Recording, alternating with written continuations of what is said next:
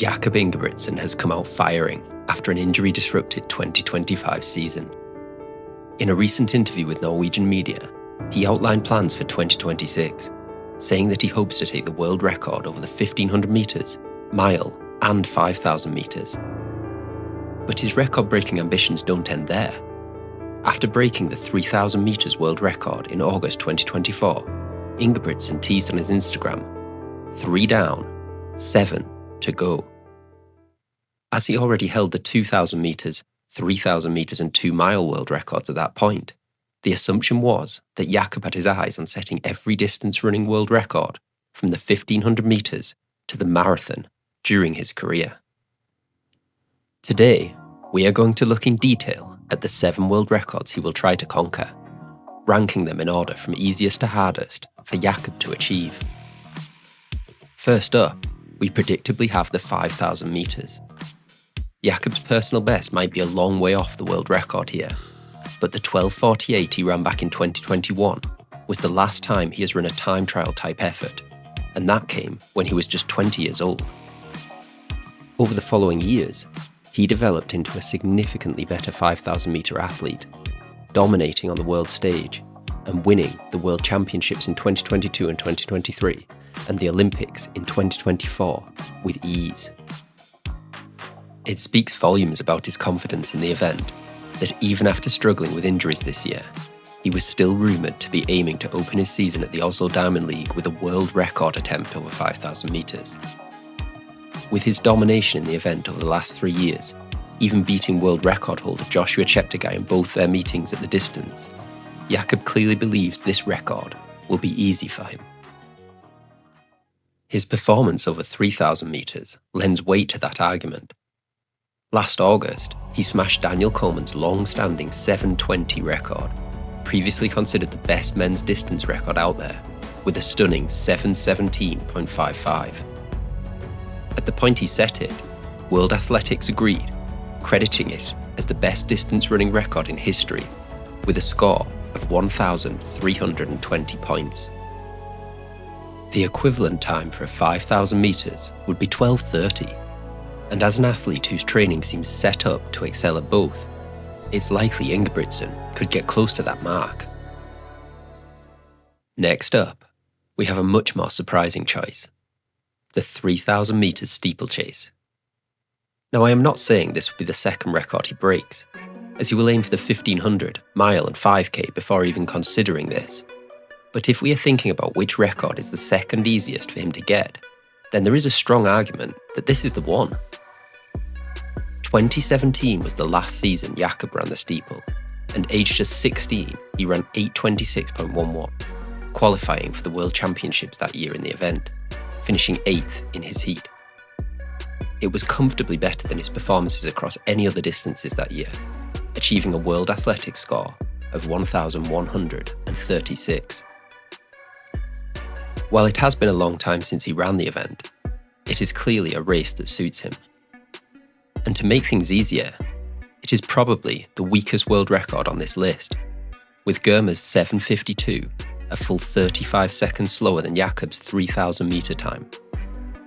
With top steeplechasers often able to maintain a gap of well under 30 seconds between their flat 3000 metres and steeple PBs, Ingebrigtsen definitely has the ability to tick this one off. It's unlikely we'll see him try until after he's got the 1500, mile and 5000 metre records, however, or at least had a good go at them. The steeple does come with a risk of severe injury, and he won't want to risk his success over the other distances until he has to. For the third most suited world record, I am going for an event Ingebrigtsen has never even run yet. The 10,000 metres is so similar in its physiological requirements to the 5k that I believe he actually has slightly more chance in this event than in the mile or 1500.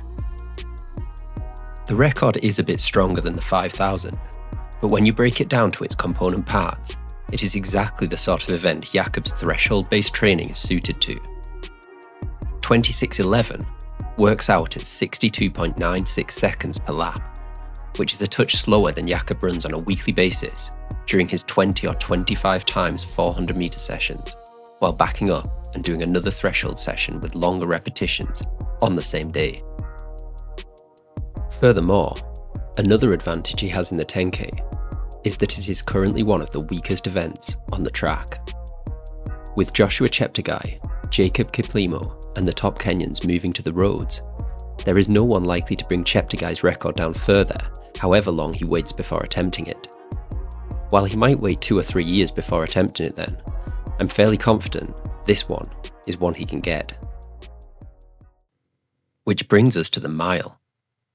Now, it might seem weird that the most famous miler in the world could be more likely to break the 5K, 10K and steeple world records than his main events of the 1500 metres and the mile, but that is just the paradox of Jakob Ingebrigtsen. His training regime and physiological profile make him potentially the best 5 and 10K athlete on the planet, but he lacks the absolute top-end speed of some of the best runners in the 1500 metres. He's a miler because he loves it, not because it is necessarily the best event for him. Of the 2 shorter distances, the mile should be the easier record for Jakob to break. He was only 0.6 seconds away when he attempted it in 2023, and was stronger in 2024, but wasn't able to make another attempt due to an injury-shortened season. 55.78 seconds per lap, which was Hisham El Garouji's world record pace, is more achievable for Ingebrigtsen than the sub-55 second pace he would need for the 1500, as at that point he is getting close to his 800 metre PB pace. The 109 extra metres will help Ingebrigtsen massively, plus the fact that the record is just objectively slightly weaker than the 1500 metres due to El Garouj running the event less. Which leaves the blue ribbon event and the race in which Jakob made his name, the 1500 metres, in 5th place. He was still 0.73 seconds away when he was in the best shape of his life in 2024, just a few weeks after running his breathtaking 3000 metre world record. It is possible that he can find that extra second, but it will be testing the limits of his speed to run 54.9 seconds per lap. Furthermore, he won't necessarily be alone in chasing this world record. The 1500 metres is the most stacked event in distance running at the moment, with 14 men running sub 3:30 this year alone, and the most depth we have seen in the history of the event. With 5 others in the current crop already boasting 3:27 PBs, there is the chance someone else gets there first. And this builds into a wider point of why it is imperative that Jakob breaks this one soon. It is looking less and less likely that he will ever win another global outdoor title in the 1500 metres.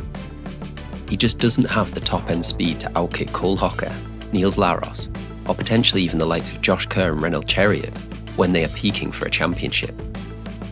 And while he might still be the best pure time trialist over 1500 metres on the planet, the gap to the rest just isn't big enough anymore.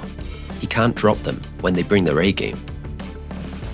As such, the longer he stays in the 1500 metres, the less time he has to cement his legacy by breaking records and winning championships in the longer distances.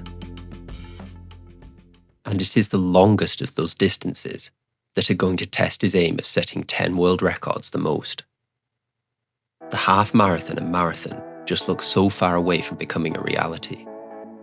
I'm going to rank the half marathon 6th on this list, as in theory, it should be a little more suited to his current skill set. His training is not dissimilar to half marathon training, with occasional training partner Andreas Almgren recently setting the European half marathon record in Valencia, running 58:41.